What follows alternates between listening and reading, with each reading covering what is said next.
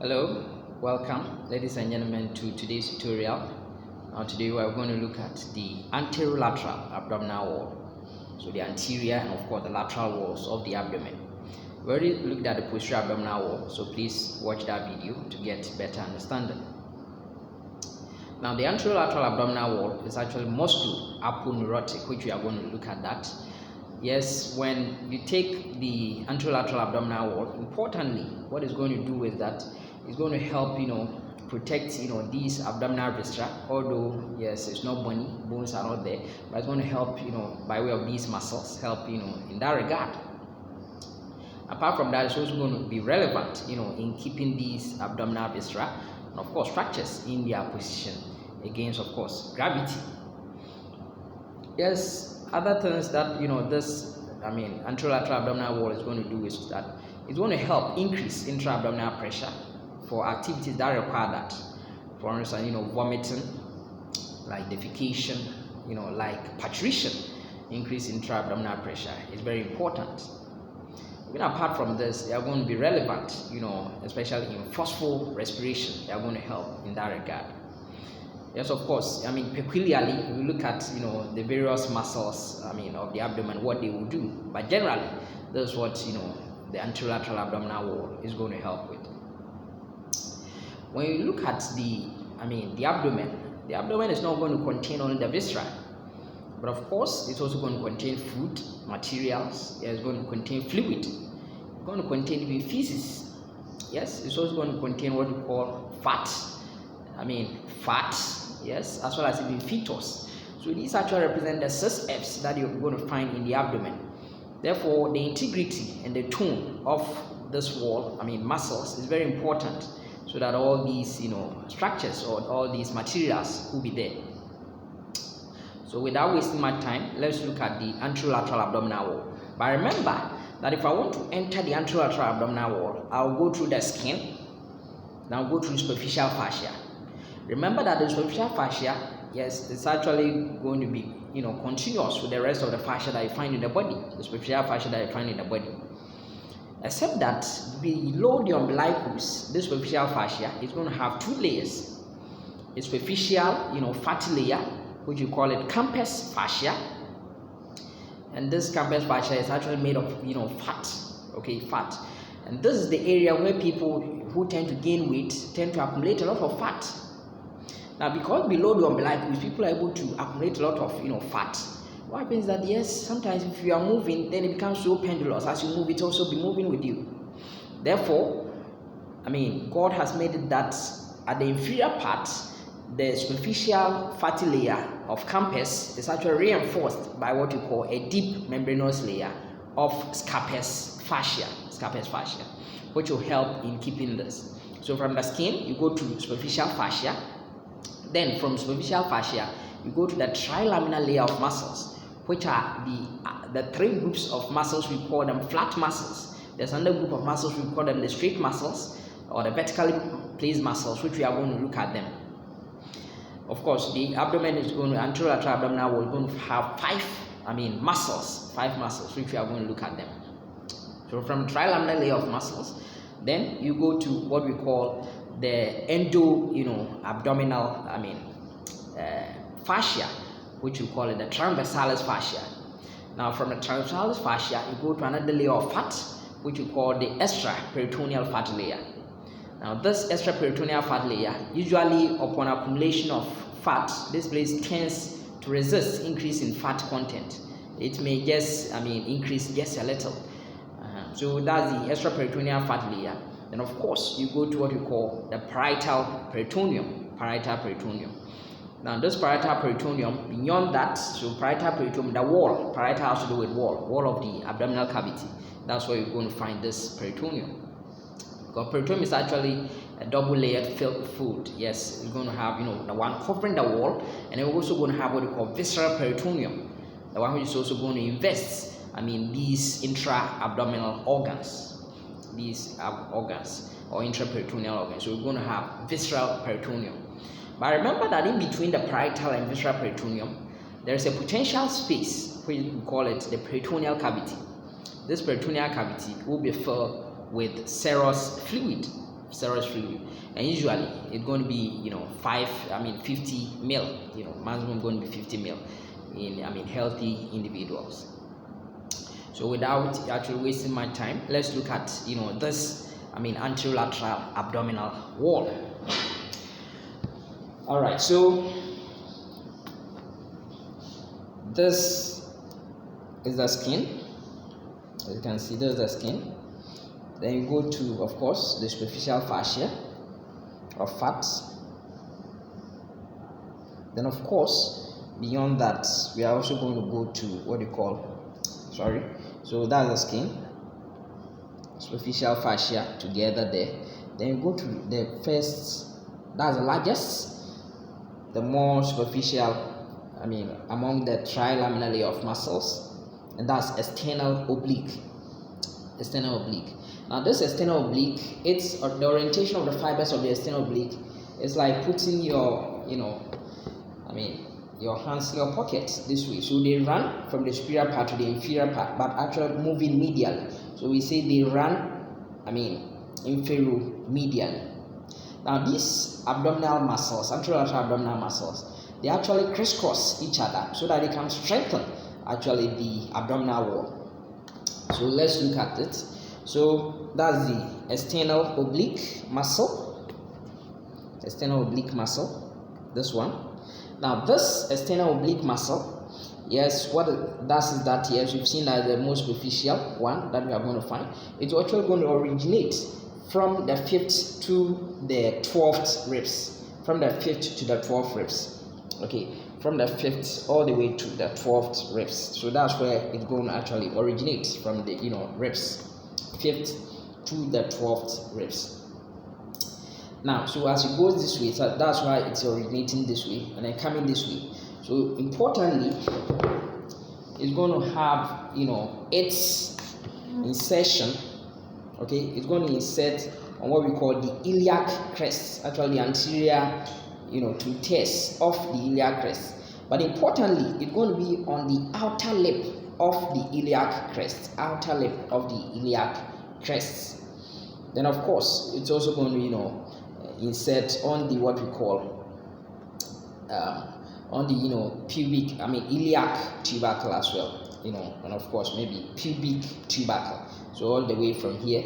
So of course, because the iliac tubercle is part of the iliac crest, okay, and then outer lip actually, and as well as the pubic tubercle. So that's what we are going to find.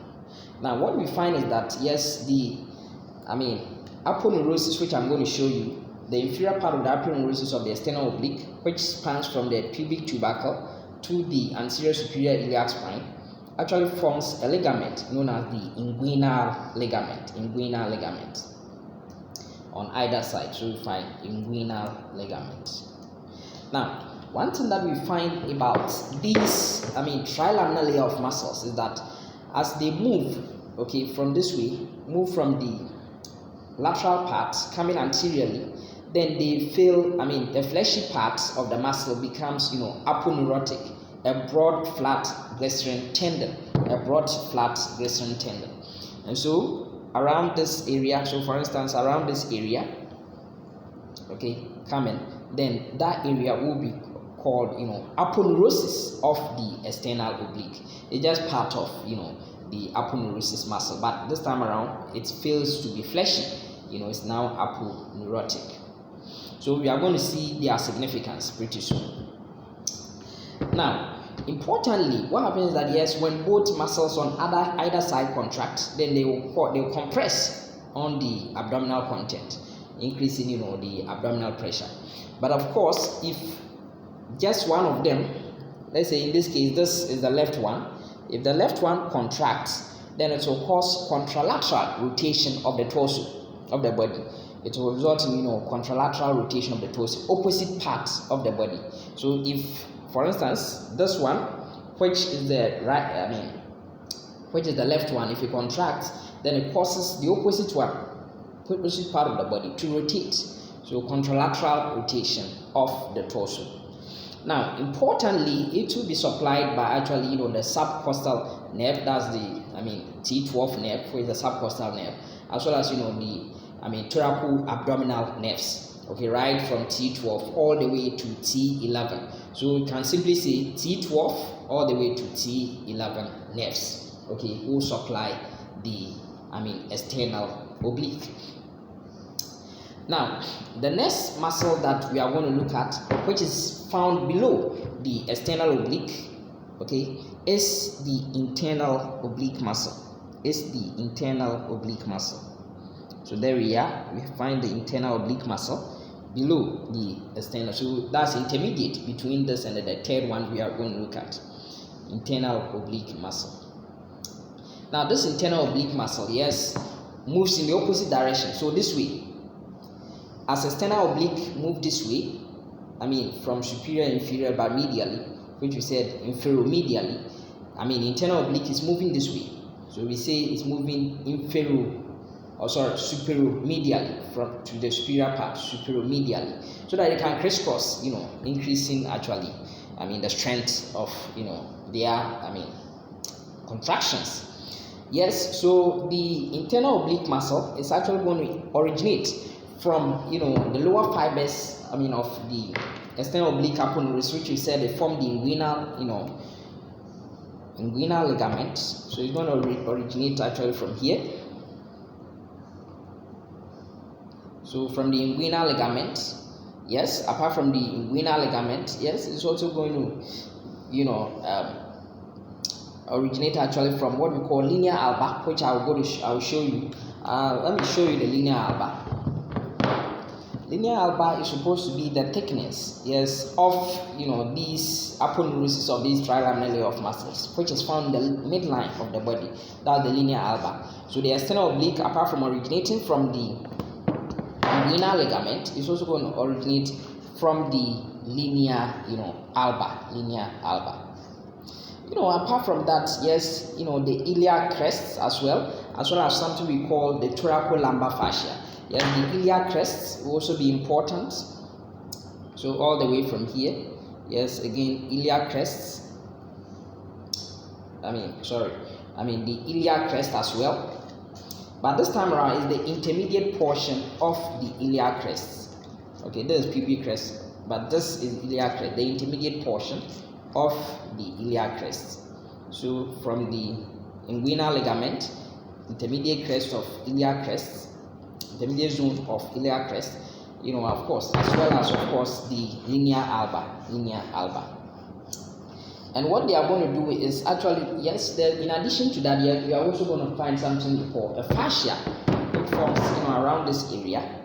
There's a very thick fascia known as the thoracolumbar fascia. And of course, at the end of the day, it will go and of course insert. Actually, so it's running this way. So it goes and insert in the 10th, to 12th, ribs, in the 10 to 12 ribs. Now this time, yes, of course, when both muscles on either side, when they contract, they increase, the intra-abdominal pressure, they compress the abdominal viscera. But if just a single one, contracts, it causes ipsilateral rotation of the torso. Ipsilateral, so the same side rotation of the torso, unlike external oblique, which will cause contralateral rotation of the torso. Alright, so yes, of course, its nerve supply will be coming from from T7 all the way to T11. That's the thoracoabdominal nerves, as well as the T12, the subcostal nerve. And then in addition, it's also going to have some innervation from the L1 level, which we call it branching to iliohypogastric and of course ilioinguinal nerves. Now the deepest muscle that we find, which of course you can even see some of the fibers running. These fibers now they run transversely. So that's the most, the deepest muscle among these three muscles. The fibers run, transversely, most of the fibers, and therefore we call it transversus abdominis muscle. The transversely running muscles of the abdomen. Yes, so this muscle, actually, yes, is going to, actually originate from rib 7 to 12. Yes, from rib 7 to 12. In addition, it's going to originate actually from the iliac crest as well, even the thoracolumbar fascia, and then actually it will insert on the, on this area, which is found on the superior pubic ramus, which we call it the pecten pubis or the pectineal line, via what we call the conjoint tendon. Now the conjoint tendon is actually the tendon which, is more or less like an abdominal connection between the, internal oblique and of course the transversus abdominis, around this area. So that's where to insert over here through a common tendon, which we call it the conjoint tendon, between actually the internal oblique and the transversus, abdominis muscle. Yes, so that is the,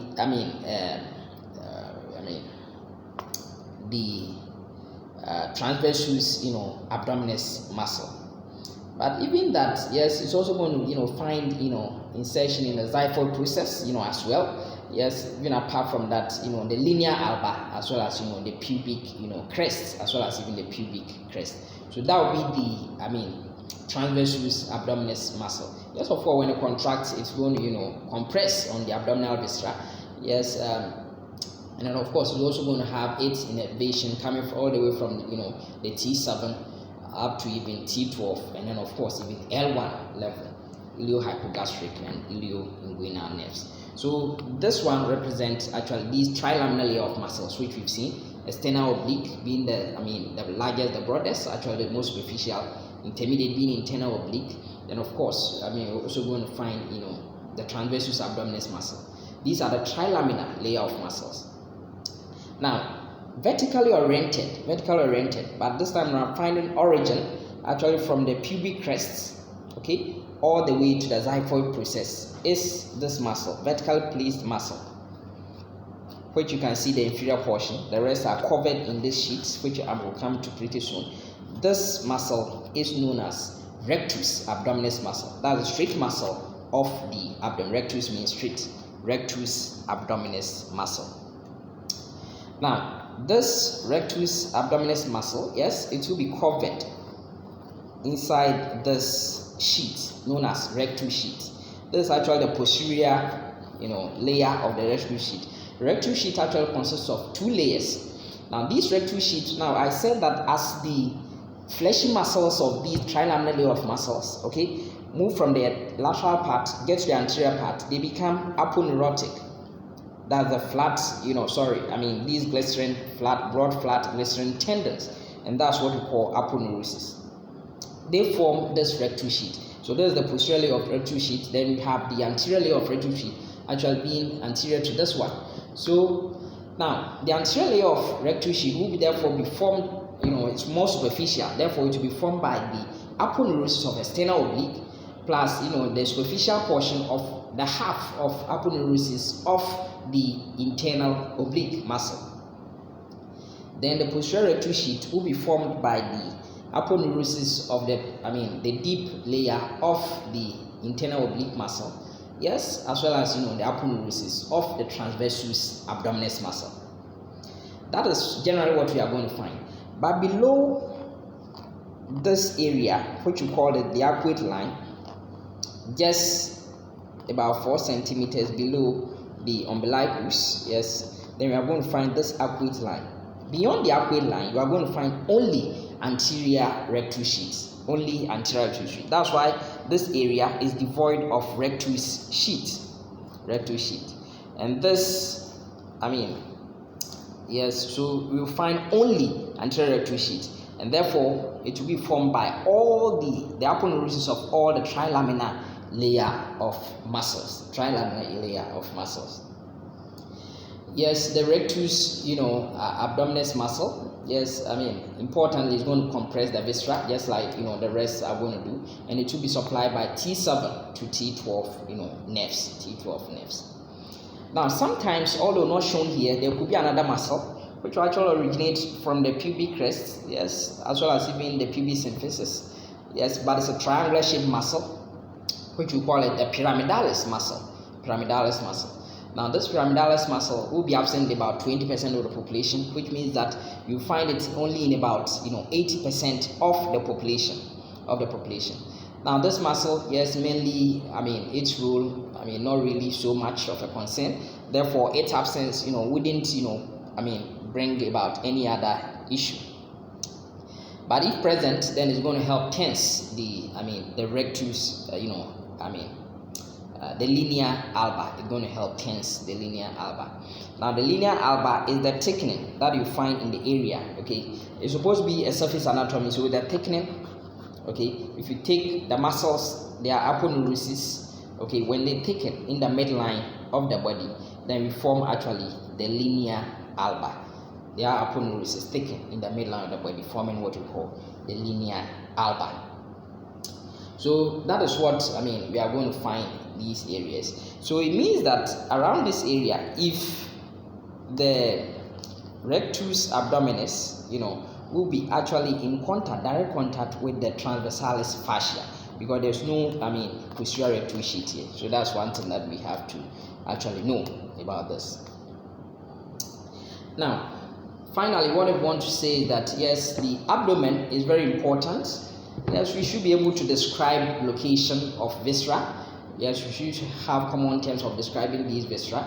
Yes, we should be able to describe the location of a pathology or pain, and therefore the abdomen, can be divided into four quadrants. So four sides, which means you are going to find four areas, and the four quadrants. Yes, you get the vertical plane, which is the median plane, running through the midline of the body vertically. Okay, that's the median sagittal plane. The median sagittal plane, we are going to have, the median plane, and then we're also going to have the transumbilical plane passing through the umbilicus, actually at the level of L3, L4 levels. But remember that the dermatome of the umbilicus that is the T10 dermatome.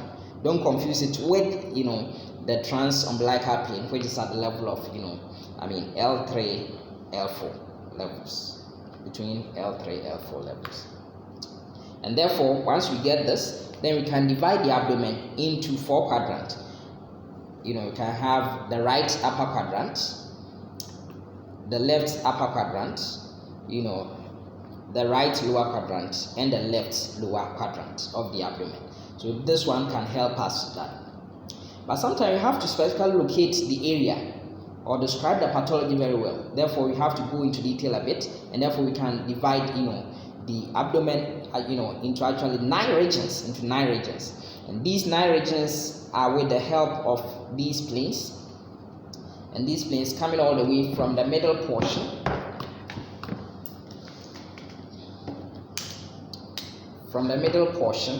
of the clavicle. So the mid clavicular plane, two mid clavicular planes, so they run this way. But at the end of the day, they go and also insert on the mid inguinal point. So we talked about the inguinal ligaments spanning all the way from here to here, and so it also cross the mid inguinal plane. So mid clavicular planes, there are 2 mid clavicular planes, which I've illustrated here. 2 mid clavicular planes on either side. Actually, it's about 9 centimeters away from the midline of the body. Okay, mid clavicular planes. And then you're also going to have 2 transverse planes or 2 horizontal planes.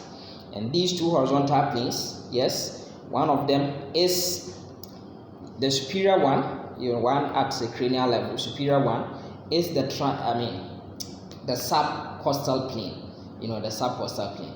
And the subcostal plane is at the level below, the 10th rib. Around the 10th rib. But this subcostal plane, it's actually going to be, at the level of, L3 vertebral level. Surprisingly, it's at the level of L3 vertebral level. But, most of the time, anatomists want, certain structures to be related to it. Therefore, we prefer to take it at this, the transpyloric plane. Transpyloric, where it's a bit at a superior level, just about 2 vertebral levels, above the subcostal plane. So that's the pyloric plane, passing through the pylorus of the stomach, pyloric part of the stomach, because it's related to several structures. Of course, notably, you are going to have the hilum of the kidney, even the hilum of the spleen, the roots of, what we call the, mesentery or the mesocolon, yes, of the transverse colon is going to pass through that. The fundus, yes, of the gallbladder is going to pass through it. Even the second part of the duodenum is going to pass through it. So these areas are actually related to it. Even apart from that, the splenic, the Quallen's fleshes, are going to, be related to it. Therefore, once able to pass through several structures, then that one is more preferred So we have the trans, pyloric plane at the level of L1, at the level of L1. Then below that, we also have what we call intertubercular planes. Intertubercular planes. So you can see these are the tubercles, okay, of the iliac crest. So these are the tubercles. So we have the intertubercular plane, or we can also call it transtubercular plane, okay. And then some also prefer to use what we call, interspinous, okay, from the anterior superior iliac spines. So interspinous plane. So these are some variations that you can also find with this. Now, so that is about the these areas of the abdomen. But one thing that I have to end this with is that sometimes it could be surgery could be performed, okay, along the midline. So the section that will be made will be called actually the median section, the median section, right, the median section, surgical incision will be made. But in that case, what happens is that if you generally want to enter the abdominal cavity, then you do that. Then of course, when it gets to the umbilical region, it turns around it. You don't cut through the umbilicus. Then it could also be median surgical incision, paramedian, so along parallel to the median plane. Only that, yes, this time around, if you want to look at structures like the kidney, the suprarenal glands, then you look at that one. All right. But the median plane, because this area will be devoid of several nerves as well as even vessels, then it's quite safe when you do it here. But over here, then what happens is that those structures, if you cut through this, then most those structures which will be medial to this area, right, will atrophy, okay, because of loss of blood and of course innervation, it will atrophy. So that's what we found. Yes, sometimes too we can also have some other incisions, which we can call it the Kocher incision. The Kocher incision will be made from the xiphoid process, actually, then it moves this way, actually parallel, okay, to the right costal margin. And usually if you want to go and perform surgery on the the biliary tree or even the gallbladder, then that's where you go to. You can also have another one, which we are going to call it the McBurney plane, which will cut around the inguinal area, and that one you usually want to look at the appendix. But please, let's look at the regions of the abdomen. Once you have these planes, then the abdomen will be divided into 9 regions, and these 9 regions are over here. So that is the right hypochondriac region, yours at the right side, and hypo means below, hypochondriac. These areas will be related to the costal cartilages. Chondro has to do with cartilage, so hypochondriac region. Now this area,